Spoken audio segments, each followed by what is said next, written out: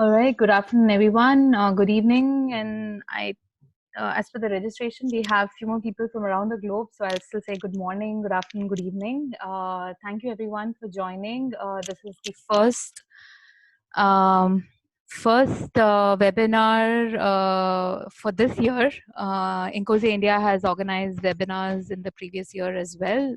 So this is the first one for this year, and we're very happy to have Serge, who is the Director of Asia Oceania Sector, to be the speaker for today's talk. So before I get started, I just want to, since this, we post this on our social media channels, we do have attention from people who are considering to be members of INCOSE, who are not yet members of INCOSE. So, and just for everyone as a refresher, would like to go through this slide. So INCOSE has over, which is an international council on systems engineering, has over 18,000 members all around the world. Currently, there are 53 technical working groups working on different topics of interest under the umbrella of systems engineering. Like it could be requirements engineering, it could be model-based systems engineering, or architecture. The most recent one probably is a smart city working group, and so on. So um, you can go to the INCOSE website and look at working groups and see which is your topic of interest, and you could get involved. There are currently 74 plus chapters across 35 countries around the globe. So if you are from a region where there is no chapter, that's an opportunity. If there is a chapter, then would strongly advise you to get get involved in the local chapter to learn more about the activities. INCOSE gives professional certification at 3 levels. So there are 3,700 plus certified professionals across the globe. And there are around 120 plus corporate advisory board members. And the corporate advisory board members is not just the organizations, it is also some of the universities who are members as CAB. Now about INCOSE India, we are completing 10 years, yay. So we are celebrating a milestone in this year, the 10th anniversary. And in India, we have about 160 professional members, around the same CAB associate members. We have around 60 plus systems engineering certified professionals. And we have currently 3 active working groups. One is on architecture. Last year, 2 more got kicked off, the model-based systems engineering group and prognostic health monitoring group. So India chapter completes 10 years this year. Well, we had a lot of plans to celebrate 10th anniversary actually in the month of May. However, we have pushed some plans to further in the year, and let's see in what shape and form we can bring that to you. So coming to today's webinar, it's on evolving systems engineers to meet tomorrow's changing needs. I guess it's a very pertinent topic for the situation today we are in, and eagerly waiting to hear from Serge, what he's going to share with us. So to introduce our speaker, Serge Landry, he's the current director of Asia Oceania Sector for the for INCOSE. His main interests are in the area of innovation, problem solving, software system architecture, and process automation. Serge was a lecturer in the University of Malaya back in the 80s. He worked with Thales Group from 1989 to 2018. That's a long tenure. And he's actively, working in complex projects to end users and subsequently leading to research team creating product differentiators. He was CTO of Anacle Systems from 2018 to 2019 and is currently an independent consultant. Serge has been involved in building mission-critical software systems in many domains such as land, defense, civil security, rail systems, maritime systems, drone and space systems. His projects and research assignments involve regular interactions with end users, industry players, and academics. Serge, by education, he's a computer science graduate from the University of Seine in France, and an artificial intelligence postgraduate from Paris University of Pierre and Marie Curie. He's an expert systems engineering professional awarded by INCOSE. He's also a certified information security manager awarded by the Information Systems Audit and Control Association. Over to you, Serge. Wow, thank you. That's a mouthful. Okay, I'm checking. I'm going to share my screen. So while you share your screen, okay, you have to stop sharing. Yeah, you have to stop sharing. Yeah.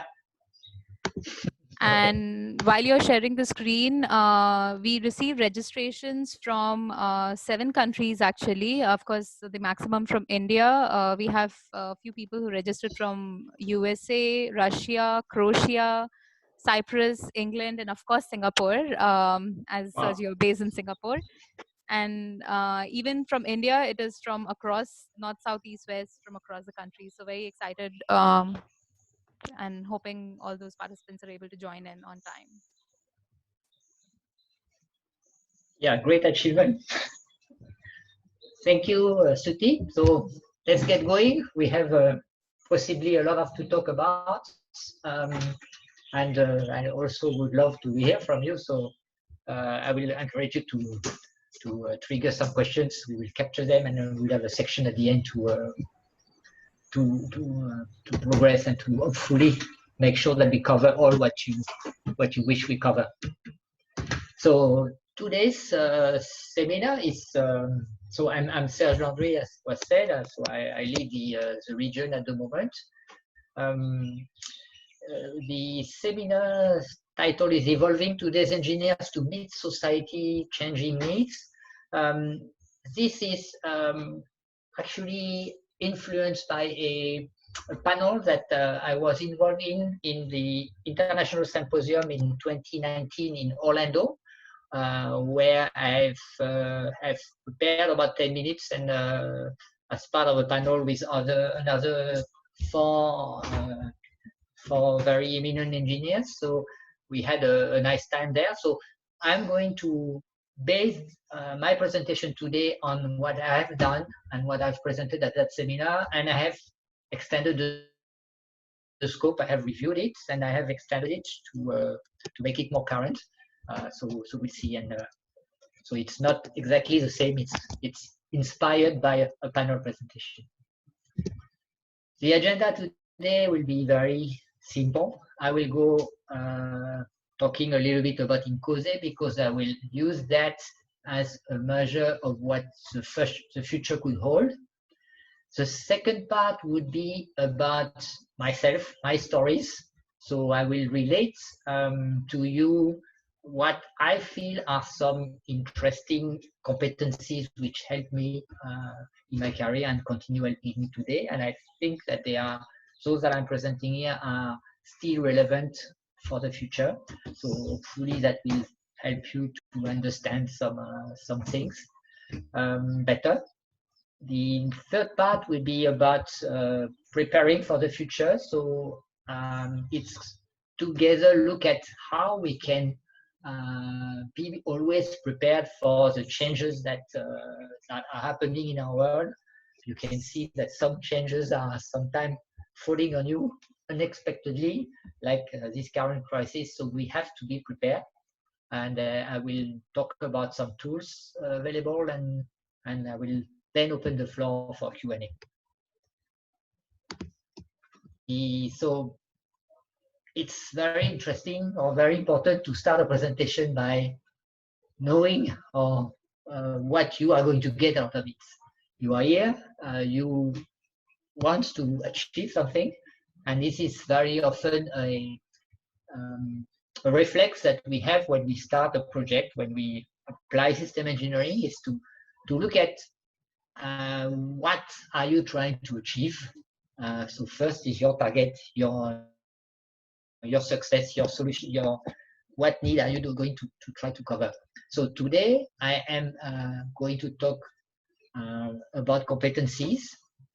Competencies being defined as by INCOSE and the competency framework by either knowledge or skills or behavior, all of those, and sometimes a mismatch of a mix and match of it.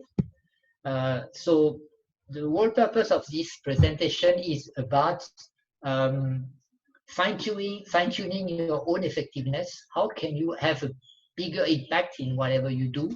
How can you adapt and thrive throughout your career, and both professionally and also personally at home? I hope that sounds interesting. In order to put the right emphasis on the right thing, we have prepared a few surveys, but they are very, very short. So the first survey will be 2 questions. Which sector do you live in? INCOSE has 3 sectors. And are you an INCOSE member? It's not compulsory. I just want to understand how much you know about INCOSE, and so that I will, in my first part about presenting INCOSE, I will only present what's sufficient for our audience. So let's go for the survey. Stuti?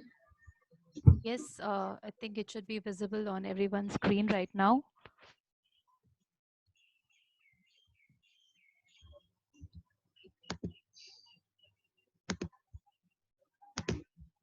I've submitted my survey.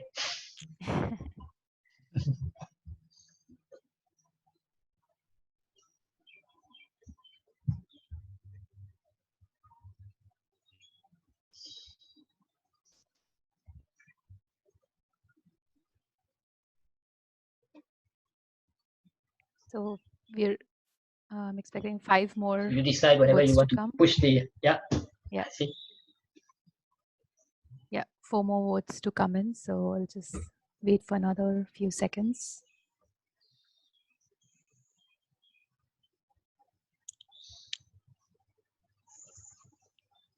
So while waiting, you can see the background that I'm using. It's presenting 2 things. Apart from me, apart from my face. On the top left corner, you have the fact that INCOSE celebrates its 30th anniversary this year. And on the right side, the word that you have is the World in Motion, which is one of the, it's the title of the vision of INCOSE 2025, which is now being revived to become 2035. So it's a very interesting document that I encourage all of you to have a look at. It's available for members and non-members alike, and it's taking about the state of system engineering, the state of the world, and where we think the future is going to. The Vision 2025 has actually moved faster than we thought. That's why we are active and preparing the 2035. And it's kind of spot on. All right, here's the results. So you can see that we have a strong attendance from Sector 3, but not only. So we also welcome some members from EMEA and Americas. Welcome, very good. This is really very nice to see that we can serve other people as well. Are you an INCOSE member? So you can see that we have a strong attendance of INCOSE members, but not only. So I will have to talk a little bit about INCOSE so that those non-members are not lost. But you'll be surprised. It's very, very common that I see many members who know just a little bit about INCOSE. They are missing a lot of about the big picture, about what is accessible to them. And it's helpful to repeat something that I find obvious, but they are not obvious for everybody. And INCOSE is changing all the time. So we are bringing more and more things. So it's good to repeat what's available out there for you guys and for us. All right, so let's move on. First part, oops, what happened? Yep. Okay, here we are. So now it's about this INCOSE overview. So this is what I'm saying. I'm not going to be too long-winded on this, but there are a few things that I want to highlight. So let's go. So those things which are really I'm going to need is the vision and the mission of INCOSE. So you see that the vision of INCOSE has been revised about 1 to 2 years ago, and it's now a better world through a system approach. And we are going to talk about the future and also what this better world could be in order to know where we are going and how to prepare for it. This is really the point of this presentation. The mission of INCOSE is to address complex societal and technical challenges by using whatever is that it's available in the system engineering and system approach. So you can see something also that is now recognized, acknowledged as to it's not only technical challenges, it's also about society, because whatever we do commonly impacts the life of people.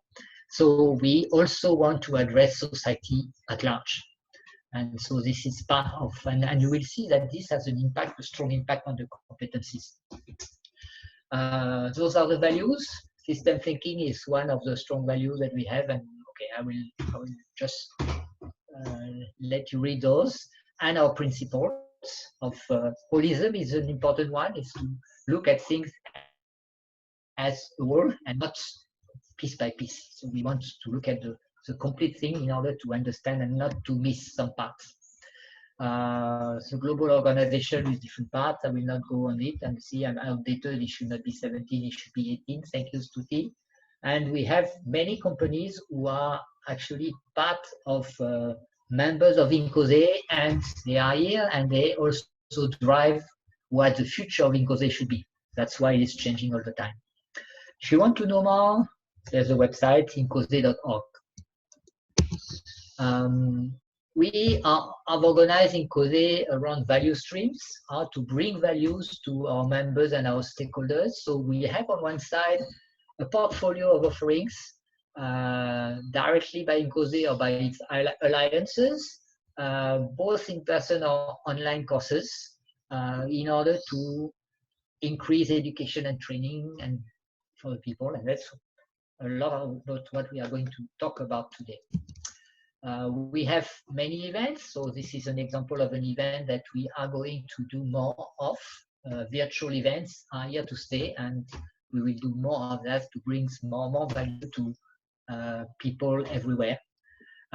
So we have our flagship event, which is the International Symposium, once a year. Then we have another event, the International Workshop, but we are trying to multiply the number of events that we do and allow virtual presence, so that you will be able to go and attend events at least from your home if you are not able to go and attend physically. We have a portfolio, a very massive portfolio of books, papers, videos, standard tools, and a lot of things.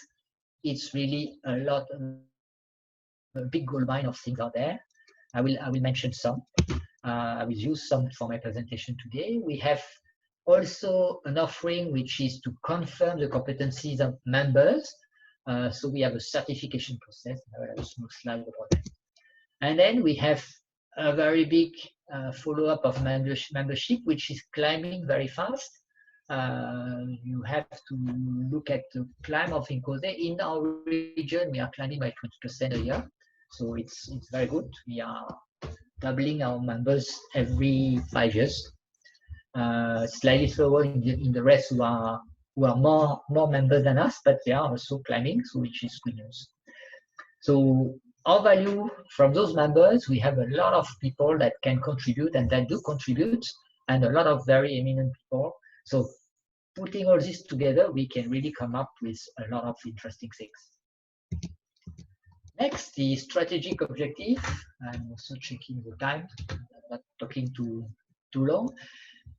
In order to guide and to focus and to guide our progress towards the future, we are organized based on 3 strategic objectives. The first one being the premier choice for all system engineering everywhere for their professional development. The second one is to prepare and shape the future of system engineering. So we want to be the leader for shaping the future. And the value, make sure that we always focus on a greater value. We want to increase the value that we provide to or diverse community of members. Last one, if I'm not mistaken, this is just a glimpse of our certification offerings. So we have three level, 1 and 3 level, where you only demonstrate your knowledge through an exam. The second level is an exam plus references to find people who actually attest that you have indeed done what you claim you have done, and yeah, that's about it. And the last level, which is reserved for people who have a very significant experience and demonstrated accomplishments, which are also double checked by references and by interviews. So this is the top level. I have a T-shirt here just to promote that, also on the other side, to promote that level. So it's important, and it's a strong acknowledgement. You have to understand that this certification is starting to have an impact, and it's very common now in the US to find this as a requirement in job positions. It's slowly creeping into the into EMEA, and we have to work hard to imagine something equivalent here in sector 3. We will work at it. Right, that was the first part. I was a bit fast, but I didn't intend to give you a boring presentation about INCOSE. This is not the topic of today. I could spend an hour on this, but you have just a glimpse. If you want to know more, have a look at the website, incose.org, a lot of things there.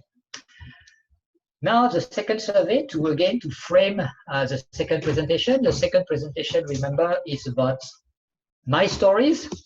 So a presentation is never complete if you don't get stories, passionate stories from the speaker about his own experience, because this is, to me, usually the most interesting part of the presentation, because what you get is unique, seen from the perspective of that speaker, and this is this section. So if you want to wake up, this is the time to wake up. This is the most interesting part. A small survey before we move on, just to make sure that I focus on the right things. So let's go. Does your work involve working with people from different cultures and countries? Yes or no? We have already answered the countries.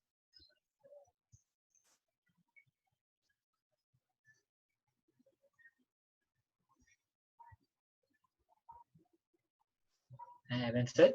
Yes, the answers are trickling in. So I'll just end in maybe another 15 seconds.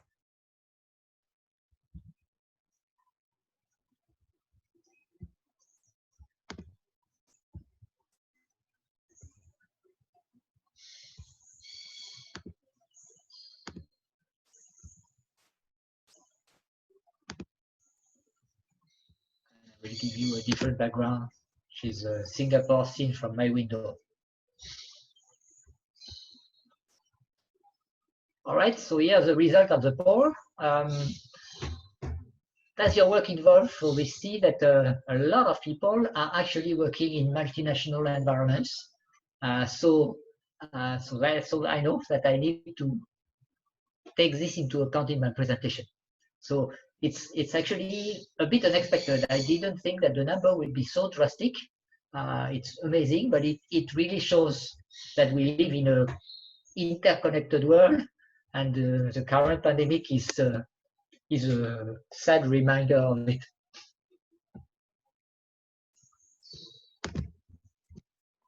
Useful competencies is what I want to talk about. So this is a pick of useful competencies which I thought have been very, very useful in shaping my career. So I will talk about things about knowledge, skill, behavior that served me and that continues serving me today.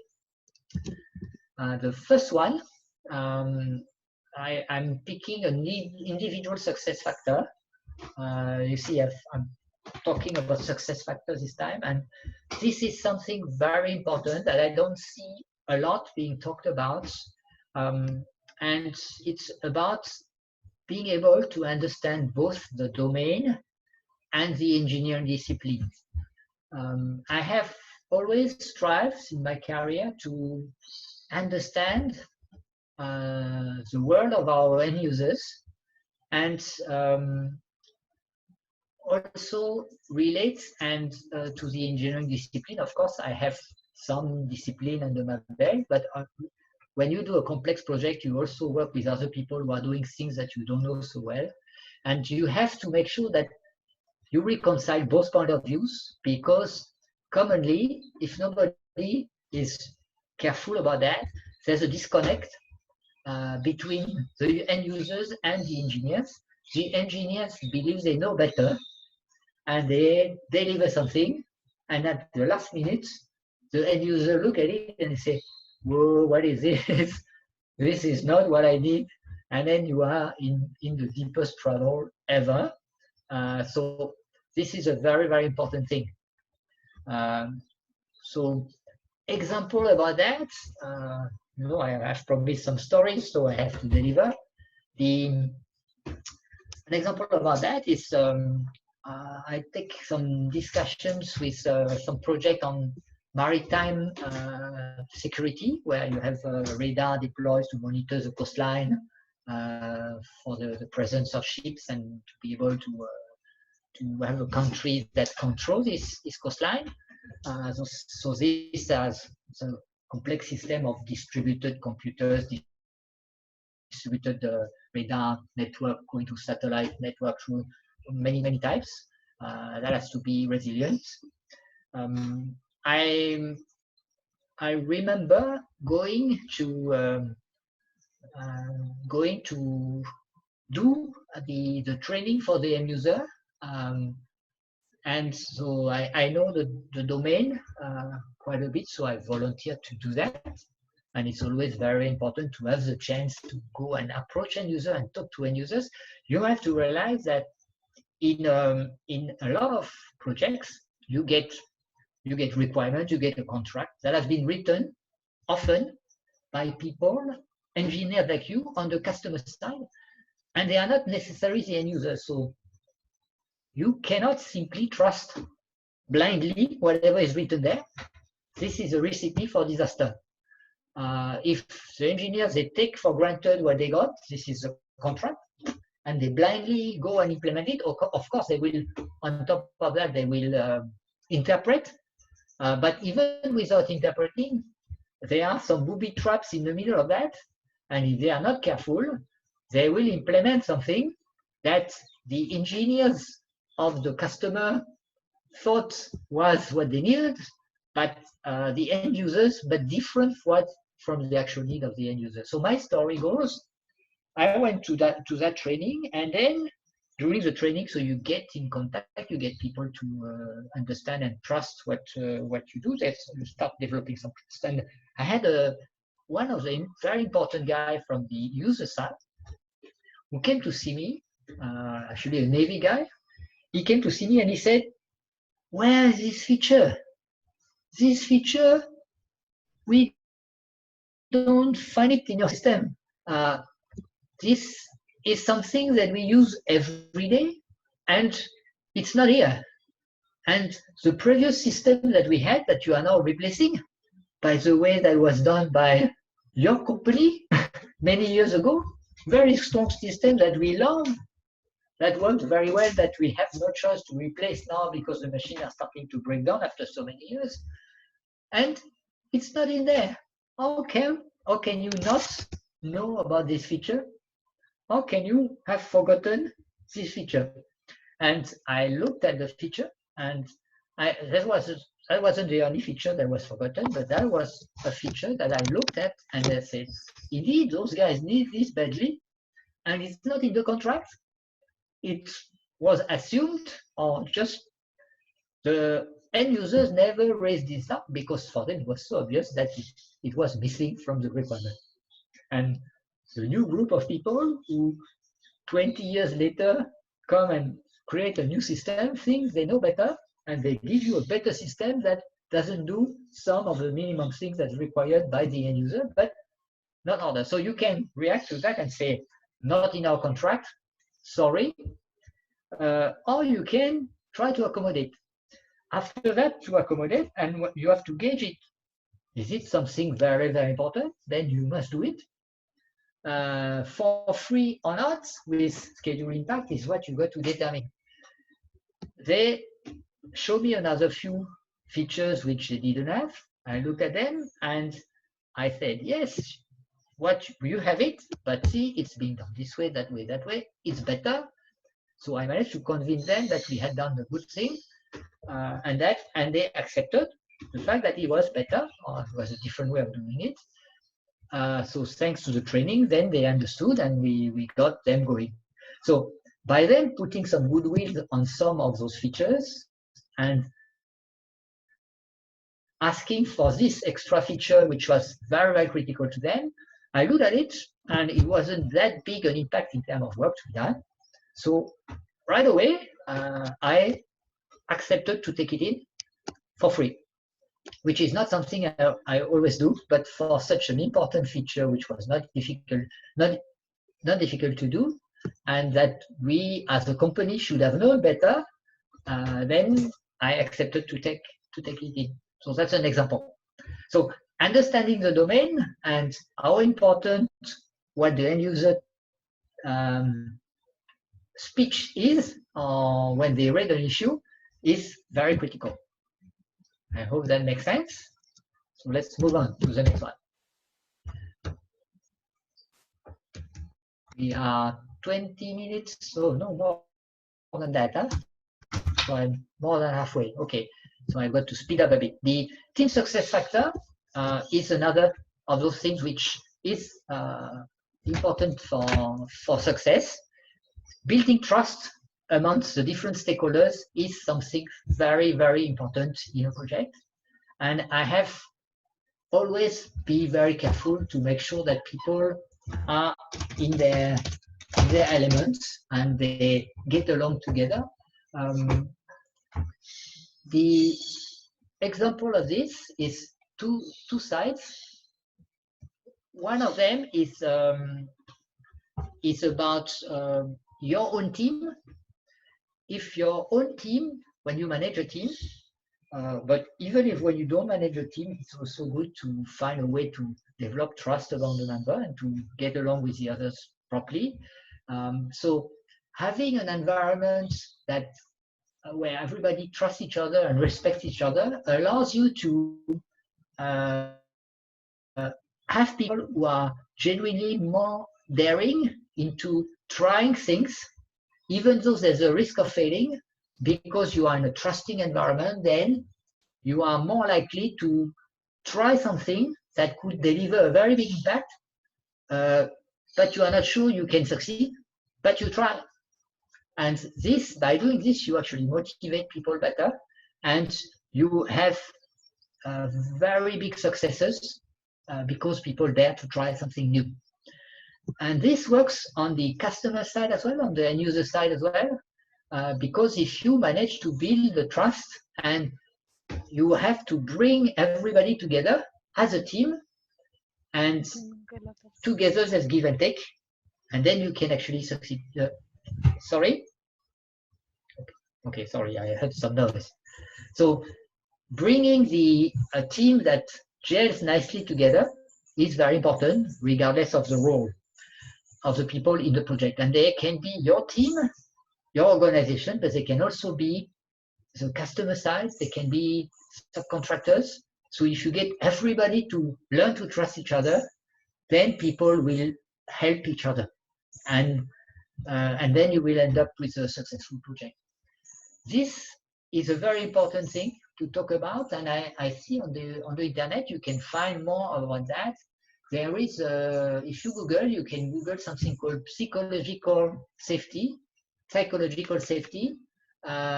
which is characterized by a team climate where interpersonal trust and mutual respect allows people to learn and to fully contribute.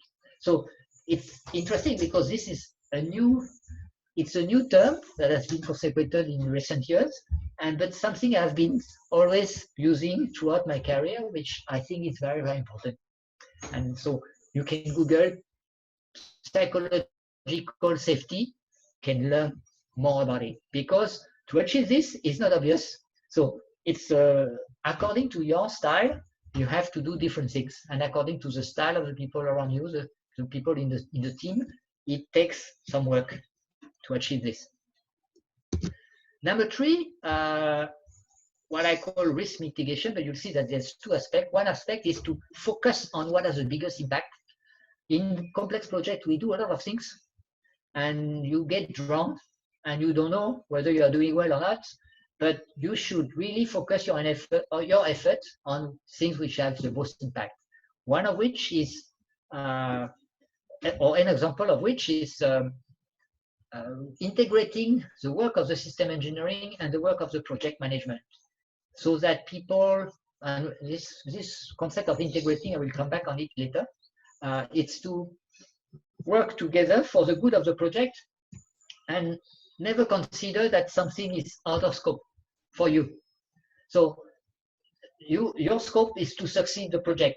If you and the different people around you think about that and think this way, and not everybody will do that, but if you have sufficient people who are bothered, then you will end up having a very successful project. So here I want to talk about concepts which are shared between program management and system engineering, like critical path, scope, and cost. So depending on whether your timeline is very important, for some project it's very important to be on time, regardless of what you deliver. So if you know that, you find all the ways to cut the time and to identify the minimum scope that you need to reach for that time, so that you shrink the time and deliver as soon as possible. Cost being less important, but it's not always the case. So you have to look at what has the biggest impact and to work on it and focus your energy on that and communicate with everybody that this is the most important.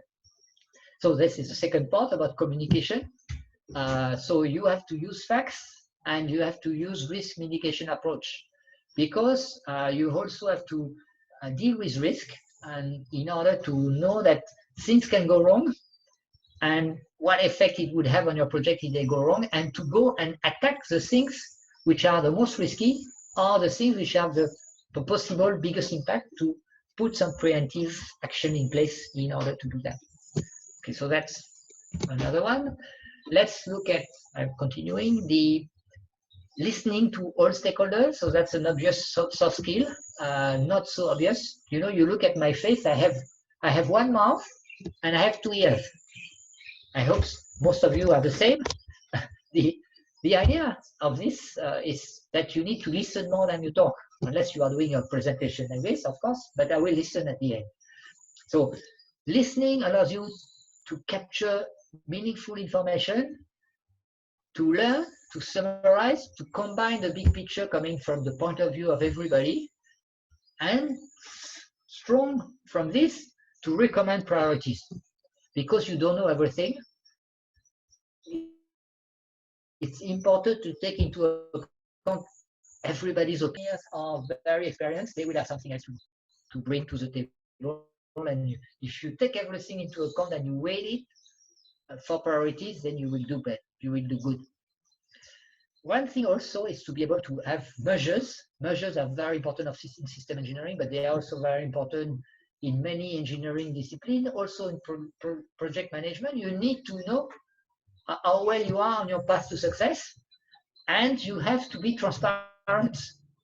If you are not doing well, you need to raise it in order to take some steps to improve. And you need to raise it to everybody. If you have developed trust with your customer, you raise it to them as well in order to justify some tough decision to take some time. And you have to manage the expectations. So if you are transparent, you have to allow them to give you a bit of leeway to rectify things, and so on. So managing expectation is also a very important one.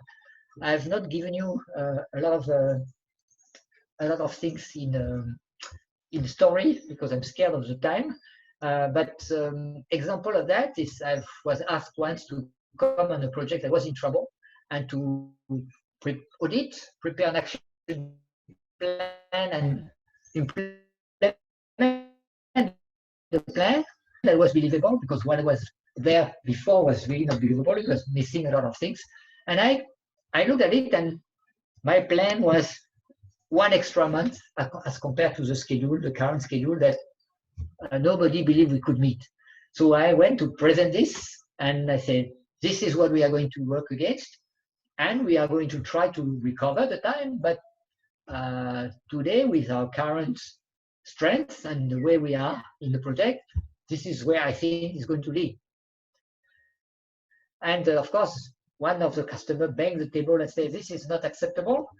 And I had to talk to them nicely and say, I can continue what the people before were doing and tell you everything is all right and not know where we are going to end up.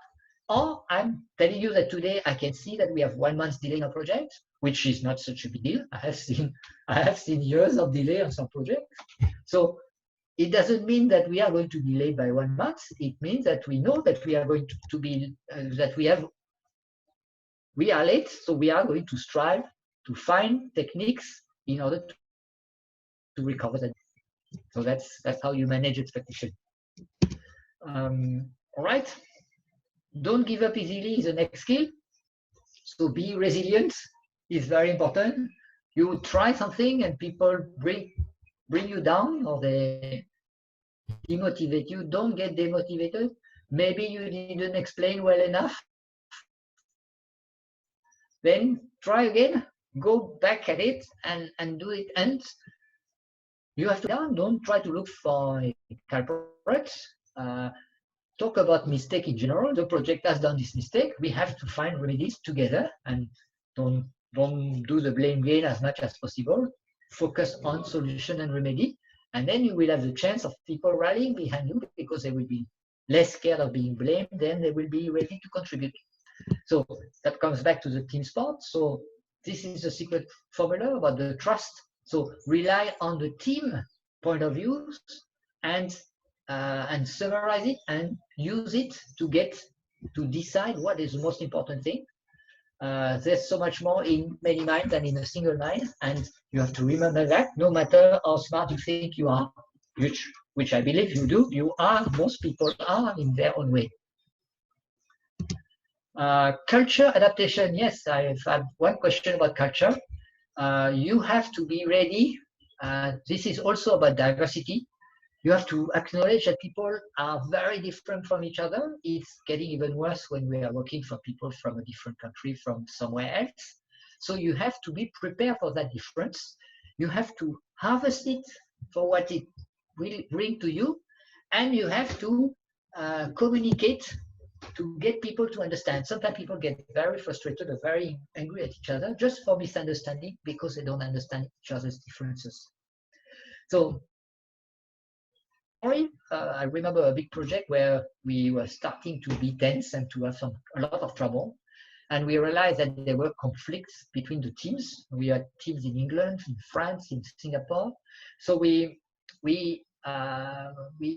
brought people together we picked a number of very strong people, very important people, and we got them to work together in a small seminar to understand what was going wrong, what could be done, and understand. And we brought in a lot of culture anecdotes to get people to understand that actually people are not as bad as you think. They are just different. And by the end of this, we got people to rally together and to understand. So an example is, I remember a French project manager who was making the English guy very mad. Especially the project manager, there was a big conflict there, just because he had used the English language wrongly. He had used the word demand. So demand is what we call a false friend. In French, demand means to request nicely. And so he had sent an email where he was demanding that the British team does something, and the British team was very furious, because they said, you have nothing to demand of us. So, and because demand in English is very, very strong. It's it is very, very strong, much stronger than a simple request. Is something that you can't escape. You must do. Knowledge sharing. I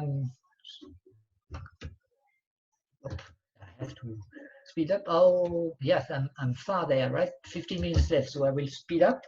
Knowledge sharing. So capturing also knowledge is very, very important. Today there's too much knowledge, but knowledge needs to be shared. So whenever you hand on some knowledge that only a single person has, or that is very critical, you have to capture it and share it to the others. And by doing this, you show the example, people start doing something similar, and then everybody shares, and you get a team that really, really is very impactful. And remember to mentor each other. When you see that people have some gaps, you have those knowledge, you go and approach them and you help them. And this is the way to get a very trusting team that will be very powerful. Last part, sorry, this one was very long, but it's probably the most important. The next one will be some recipes, so the preparing of the future. A small survey for you to wake up, and then we'll be going. So 2 things about INCOSE, asking you whether you know them or not.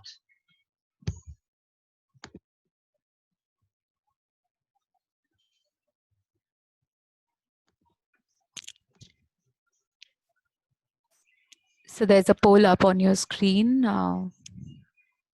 If you can get your attention to the poll.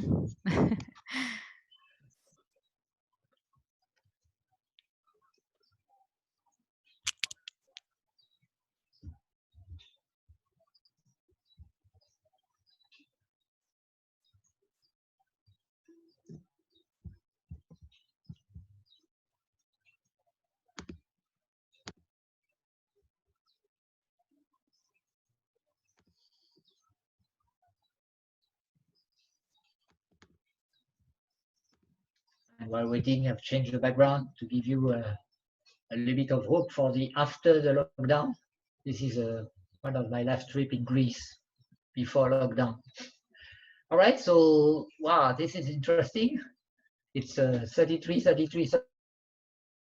for the competency framework. So we have all levels. So okay, that's going to be interesting for most of you. So 66% we learn a lot, or at least we'll have sufficient to get started. The last part about the professional development portal. So I see also that it's not very well known. So that's a very nice piece for the future. So I'm glad I brought those 2 in.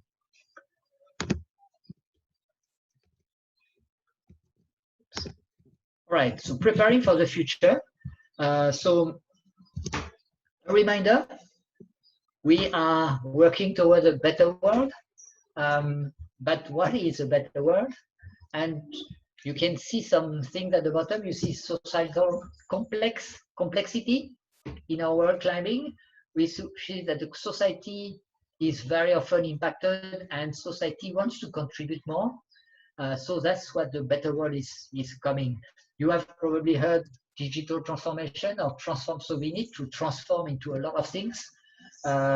We need to stop damaging our world, do more with less things, and so that we can survive for longer. So this crisis is a strong reminder of that. I don't have a crystal ball to predict what the future holds, but I have some directions. So here I'm going to bring a few things and a few tricks and ideas on how to go about it. Yes, I should probably speed up much more so that we have some minutes for questions. Okay, so this is an example, and I'm not going to go down. So an example of transformation in many directions, including digital enterprise transformation, that is being undertaken by different groups in INCOSE. Some of it is standardization, some of it is working on patterns, some of it is system modeling and simulation to be able to accommodate very complex things. So this is just an example of what INCOSE offers to prepare for this future. Sustainable development is really something that the future holds, I believe. So you can see that sustainable development is somewhere at the crossroad of the environment, the social, and the economic. So all those three are very important, and we should be right in the middle if we want to be successful in the future. Sorry, I don't have so much time. INCOSE has started to work on grand challenges as defined by the United Nations. The first one being the clean water and sanitation. And for that, we hope to collaborate with other people. So collaboration is also a strong, important word for the future. This is becoming more and more important. And this is the methodology that is coming up on system point of view, to have system critical thinking, system thinking, and always consider the context, consider the people first, the purpose of what you do, and then only look at processes and performance or what you are doing, and consider unintended consequences, because everything is linked together. Now the SC competency. The SC competency is the framework is something new from 2018, and it's describing the competencies of system engineering, but you see that some are, and it includes a lot of 36 competencies in this really detailed, very strongly, and 5 levels of proficiency for each competency. So you can use this, you should use this, and I will encourage you to do that, because this is one way to prepare for the future and to improve yourself. You can use it to tailor organization, you can use it, and it provides scenario example of usage, and you can use it to see how well you are aligned with your role, how well you can align to future role that you want to undertake. Practically speaking, what does that mean? You should plan your self-development using this framework. The competencies are grouped in either core competencies. It looks like this, and it's Can you see? Oh yeah, I should stop moving. No, you can't. It's only looking at faces. Never mind. So it's grouped into core competency. An example of a core competency is system thinking. Professional competency is an example of a professional competency is communication. Management competencies, I've mentioned about that. Planning is one such competency. Technical, when I talk about critical path in one of my slides, technical competencies, for example, requirement definition is one of the technical traditional competency for system engineering. Integrating competency, I've talked a little bit about that when I talked about integrating the project manager and the system engineering together, so that both work together in the same direction. Nobody considers this is not my work, this is not my work. They consider that everything is their work, and they work together to understand each other and to push the project forward. So for each competency, and there are 34 of them in this current version, you can rate yourself according to a level. Oops, there's an R missing. Whether you are just aware of it, a supervised practitioner, a lead, an expert. And knowing where you are allows you to discover what you need to develop. And defining what role you have today and what competencies are favored for this role, or role where you want to go to the future, allows you to see what competencies you need to develop. You don't need to develop them all, but you need to, again, look at the impact. Which one is a very important competency required by that role that you need to develop? And okay, so that's what I want to say on this slide. And I'll continue fast. The next one is the professional development portal, and you will see there's a link to the competency framework. We are preparing a new portal to be used by members and non-members alike, a place where you can find training, a place where you should be able to assess your competency in a more digital way, but you can already use that and do it on paper today using the framework, but in the future you should have something that allows you to see your progress in developing your competencies, and recommending to you what competency you should develop in order to go in a certain direction. So this is this exciting portal that is supposed to come. We are expecting, and there are people hard at work, a first version usable by IW 2019. There was one prototype done in IW 2019. Sorry, there will be one so that we are expecting by IW 20. Oops, I'm talking nonsense.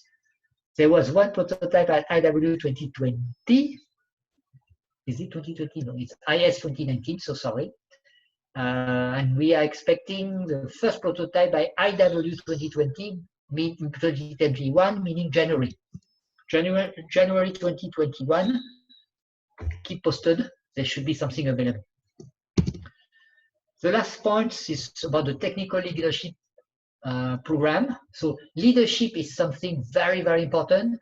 Whether you have a team or not, being a leader of yourself is already something extremely important to transcend your career and to improve yourself.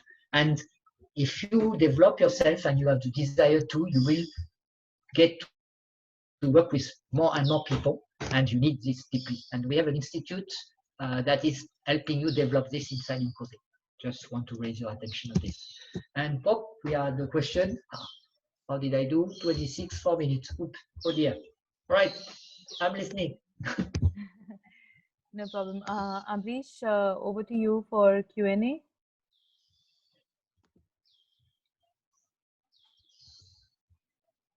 Did we have anybody recording any question? Not yet. Amrish?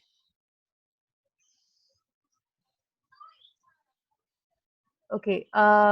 So we had one question from Vinayaga Murthy.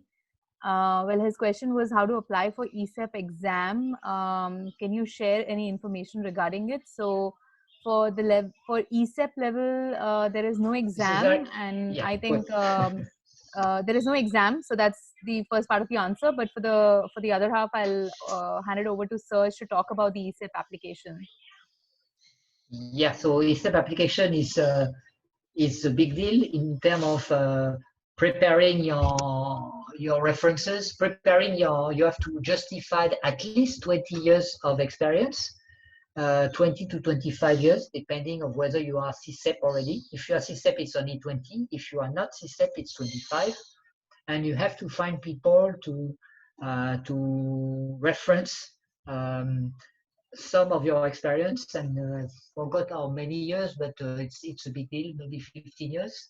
And you have to provide the evidence of sufficient experience and impact on at least 5 technical competencies inside the technical competencies, if I remember. Plus, you have to justify your contribution to system engineering and society in general.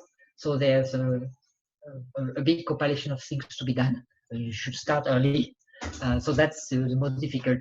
It looks daunting to have references, to find references for many years back.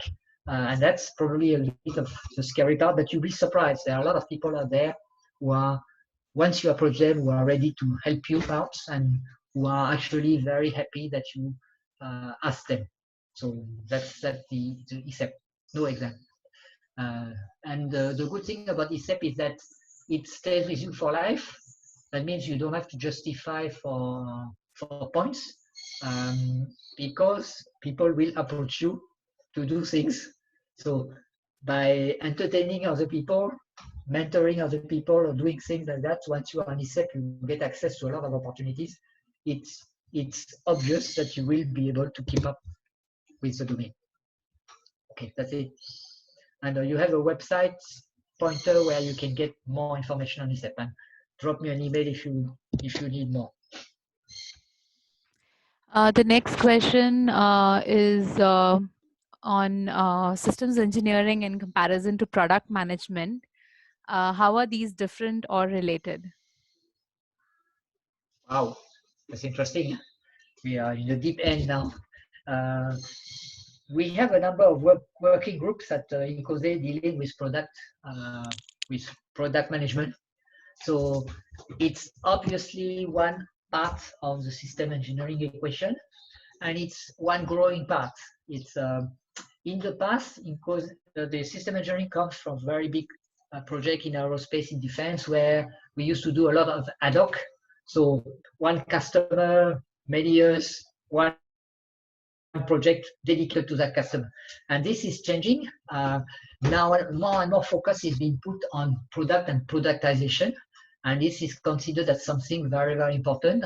Reusing in order to multiply and to not redo everything on every project. So productization is a very important aspect of system engineering, which is growing. And it's plus or less important depending on the domain. Some domains, they only do product, don't do customization. So and so it's one big portion inside system engineering. Okay, thank you. There's a question. It says, any programs to improve skills? Well, it's a very generic question, but I guess maybe here, Serge, you can talk about TLI, Technical Leadership Institute. Yes, so there are many programs actually to do that. So the first one is the Technical Leadership Institute. So this is an experience program where you need to get selected. So you have to work on it to entice somebody to acknowledge that you have already got some skills and that you are a good candidate to develop them further. And so that's a program of 2 years inside INCOSE that can be followed virtually, but it's also nice to be able to meet people face to face, because you will have to work as a team to develop things and to learn together. So that's one example, TLI, Technical Leadership Institute. The other program that will come is the Professional Development Portal. This is what I was mentioning. So look at it around January next year. It's going to come your way. Very important, very exciting. The third program is the framework, the competency framework, and I realized that I missed a few very important points about that. This competency framework is not a frozen thing. It's one of the products of INCOSE that you can use, you can download from the website. So you can get a paper version also. And this is a work in progress. It's continuing to evolve. It's shaping a lot of other things. And it's going, so what I'm saying about this framework is that you can use it manually today to actually assess your level of skill, plan the level of skill that you want to reach. You have to, let's take for example, if you are aspiring to go for a new role, a new job position, usually in the job position, you will see, in the position description, you will see a lot of requirements for skills, requirements for different things. So you capture those skills, then you try to map them with the system engineering framework and see what you need to do in order to beef up those skills. The framework will give you directions directions in which to go in order to beef up some of the skills. Very, very detailed framework. And the Professional Development Portal is also supposed to develop further on this. And there are some work in progress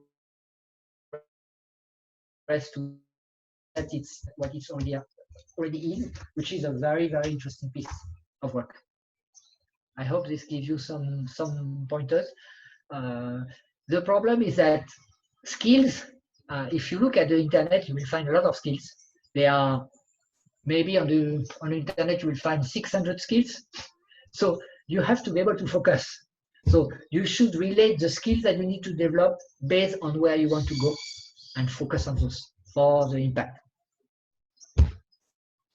So we have a couple of other questions, and if I guess if Serge, you are available, maybe we can take another 5 minutes, 5 to 7 minutes to answer a couple of other questions. Okay.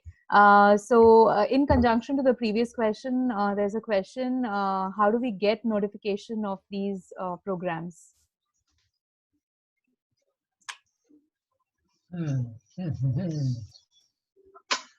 The TLI, the Technical Leadership Institute, for example, is a yearly program with an intake mid-year. So usually the deadline is end of March or end of April. around there, and it's being announced regularly inside the newsletter of INCOSE.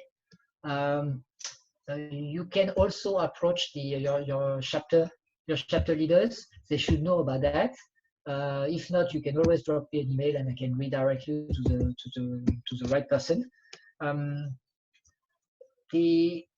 You should hear about this by January every year, about the new intake and what are the novelties. So that's for the TLI. For the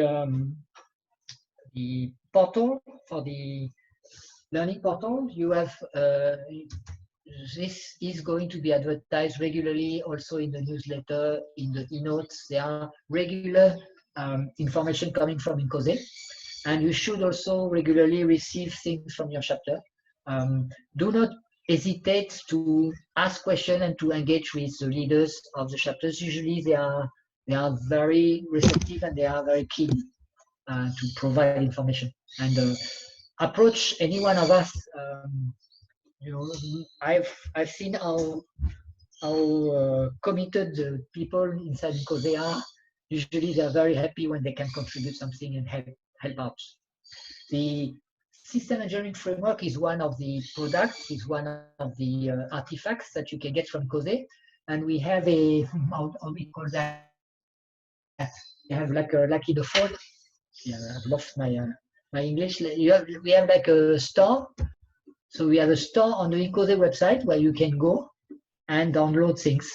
So if you log in to the website and go in, then you will be acknowledged as an INCOSE member. And some of the artifacts will be free of charge. Some are paying, most are free of charge. And if you are not members, you have access to some of the things, not always free of charge, because you are not members. So it can give you a motivation to join if you want to put your hand on something without paying. So there's a store, and please use it. There's a lot of things there. Everything you download, every product is supposed to be on the store, whether free or not. So that's the place where you need to go.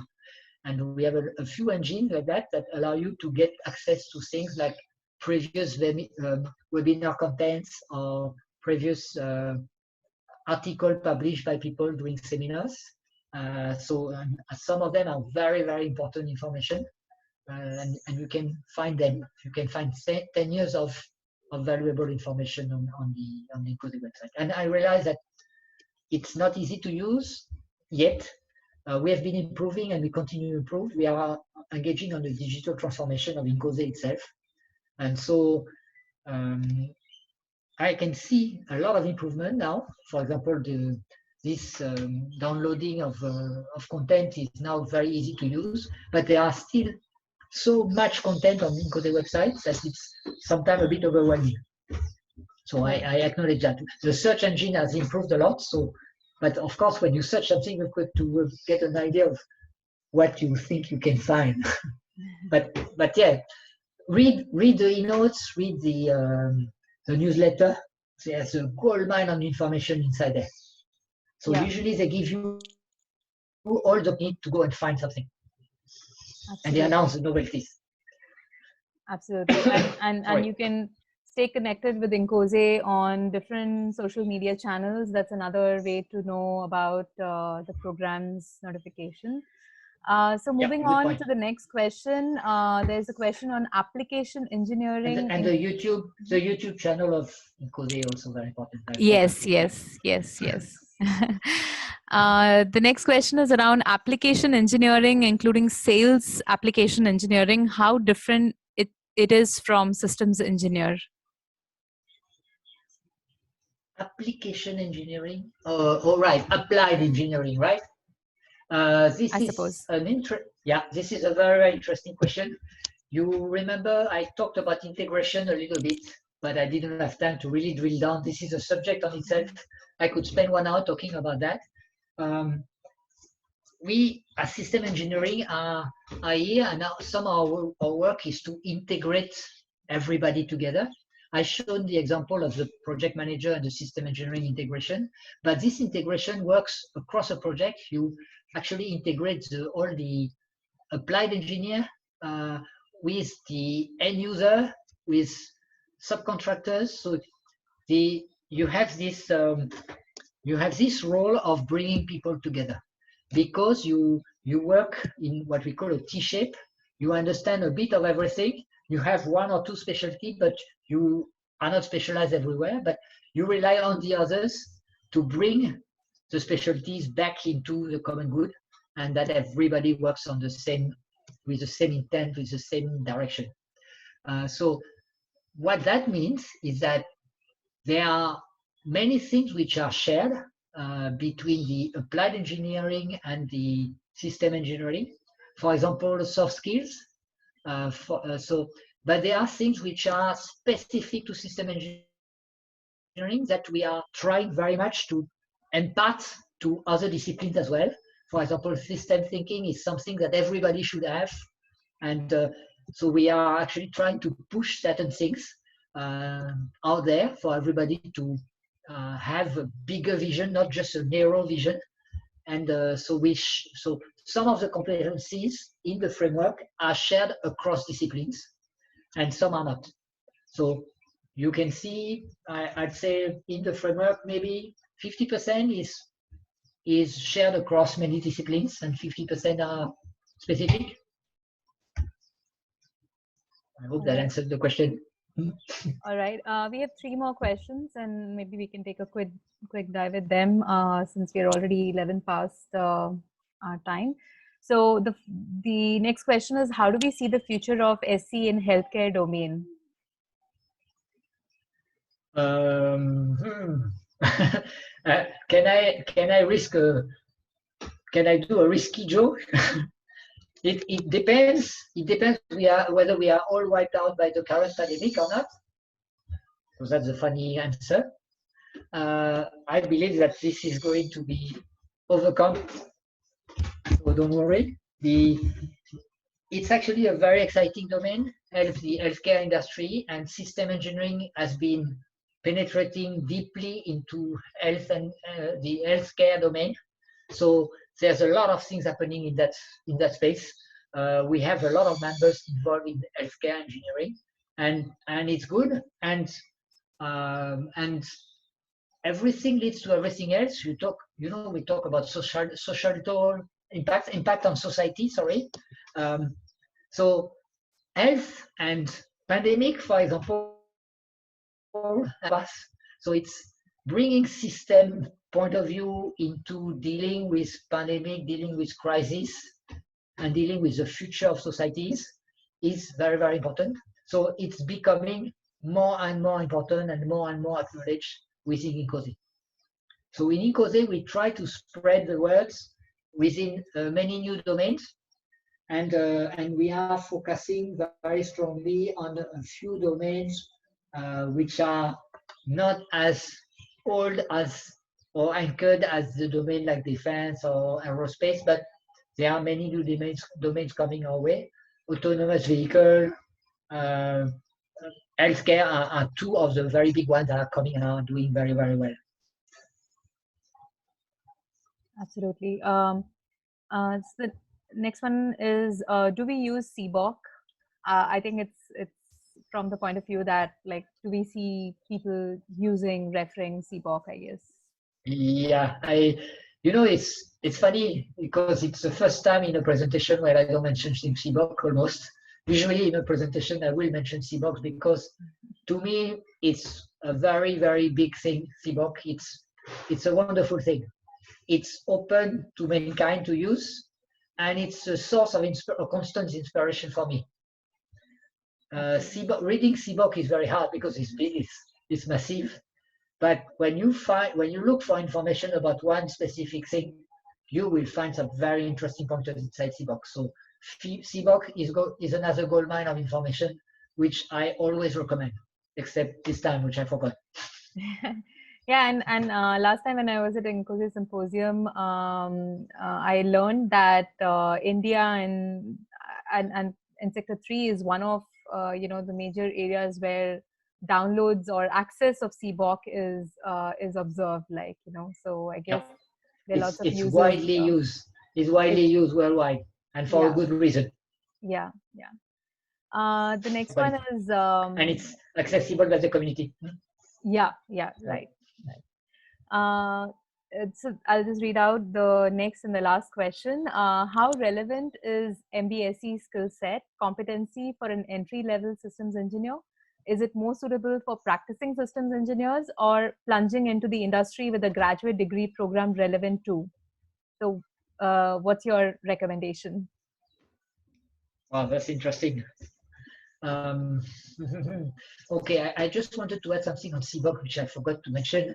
Sure. CBOK contribution is coming from collaboration between different entities, and INCOSE is one of the strong contributors. But not only. So anyway, INCOSE always collaborates with a lot of people. So we are really very keen collaborators because we think it's the future, and we can't do everything alone. So the MBSE, you know, the funny part is that I've met some people before that thought that MBSE is equal to system engineering, and so I had to explain again that it's one part of system engineering, but true enough, it's a very important part because it allows some visual, it allows to have people to understand each other better. Some people believe that model-based engineering, or I'd say model-based system engineering, is new. It's not new. It has enjoyed a revival, the same way as AI has enjoyed a revival. By the way, I'm an AI graduate, and when I started my career as a young engineer, I quickly worked on guess what? On model-based system engineering, using some methods which we don't use very much anymore. I have to mention SART, for example, system analysis. And so we have been using this all the while, at least in defense and aerospace. But it's now creeping everywhere because it's a very good way of doing things. It allows people to visualize concepts and to simulate things thanks to a model. It allows to have something that follows you throughout the project that you can use and you can refine, and people can use different point of views to make use of that model. So to answer the question, and as usual, there's many ways of doing things, from beginners to end users. And in system engineering, we badly need youngsters to come in and to do things and to bring new ideas and new point of views in what we do, refreshing point of views. And I would encourage you to, if you are interested, to go right into it, because we need a lot of people to work on on MBSE. So you are welcome. And I have mentored a lot of young engineers on on MBSE, and they do very well. So go ahead and contribute. You can contribute a lot. All right, I think that was the last question, and just want to say thank you, Serge, for insightful presentation, as well as, you know, we are almost 20 minutes over, and so thank you to you and all the participants for staying along. Most of you have stayed along, so thank you so much. I've recorded this session, which would be available after a few days probably. So yeah, thank you. All right. Thank you. Thank you. Goodbye. Thank you. Thank you. Bye-bye. Bye-bye.